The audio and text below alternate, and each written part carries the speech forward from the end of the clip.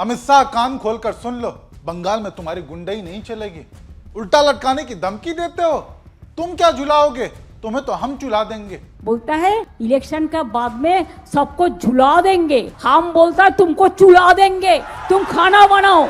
यही नहीं, ये मोदी बंगाल में आकर नौका विहार करता है, फोटो शूट करवाता है। इससे अपनी दिल्ली की यमुना तो साफ नहीं हो रही है, ये यहाँ बंगाल में आकर फोटो खिंचवाता है। इसने कभी दिल्ली की यमुना में डुबकी लगाई है? दिल्ली यमुना कैसा है, पूरा दूषण है, पॉल्यूटेड है। आप एक दिल्ली को यमुना को संभालने नहीं सकते हैं और हमारा गंगा में आके आप फोटो तुलता है। ममता बनर्जी का इतना आक्रामक तेवर देखकर बीजेपी बंगाल में बैकफुट पर आ चुकी है। नहीं तो अब तक जिस तरीके से अमित शाह बंगाल में धमकी भरे लहजे का इस्तेमाल कर रहे थे, उनकी नेता मुख्यमंत्री हिमंता बिस्वा शर्मा वो दौड़ा दौड़ा कर मारने की बात कर रहे थे। उसका बखूबी जवाब देने के लिए टीएमसी भी अब आक्रामक मोड में उतर चुकी है। महुआ मोइत्रा से लेकर साइनी घोष, ममता बनर्जी, सभी ने ऐसा करारा तमाचा जड़ा है कि फिर पूछिए मत। हालांकि ऐसे में यह समझना जरूरी हो जाता है कि इसकी शुरुआत हुई कहां से। तो बीते दिन यानी बंगाल चुनाव का पहला फेज बीतने के बाद अमित शाह का एक बयान आता है, साथ ही साथ एक ट्वीट भी, जहां वो लिखते हैं कि पहले फेज में दीदी के गुंडे घर से बाहर नहीं निकले। मैं गुंडों को बोलता हूं कि दूसरे फेज में भी बाहर मत आना, वरना उल्टा लटका कर सीधा कर दूंगा। पहले चरण में दीदी के गुंडे घर के बाहर नहीं निकले हैं और मैं दीदी के गुंडों को भी कहकर जाता हूं, दूसरे चरण में भी मत निकलना, वरना 5 तारीख के बाद उल्टा लटका कर सीधा कर। सुना आपने, कहीं से भी आपको एक गृह मंत्री की भाषा लग रही है? उल्टा लटका कर सीधा कर दूंगा। क्या एक संवैधानिक पद पर बैठे व्यक्ति के लिए ऐसी भाषा शोभा देती है?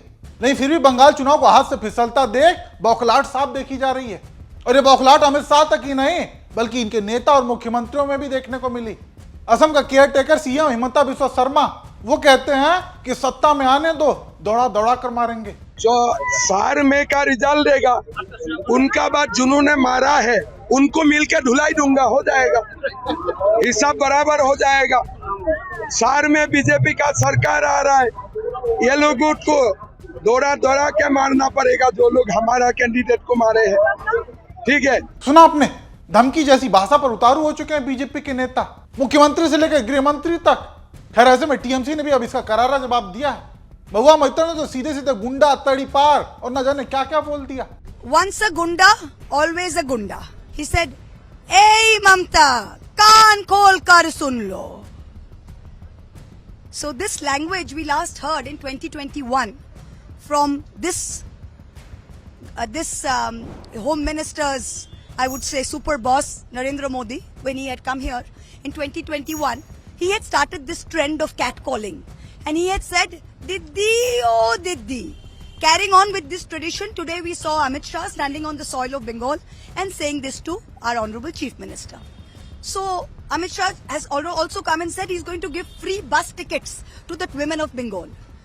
Mr. Murderer, Mr. Extortionist, Mr. Tadipar, we'd like to say one thing to you. We can pay, we the women of Bengal can pay for our own bus tickets. Thank you very much. You are not the Home Minister of our country to arrange for free bus tickets. Your job as the Home Minister of the country is to look after our borders and to look after the internal security of this country.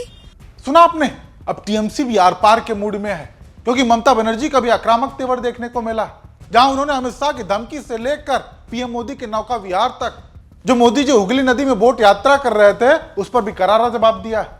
আপনি একবার যমুনা নদীতে গিয়ে দিল্লিতে ডুব দিয়ে আসবেন।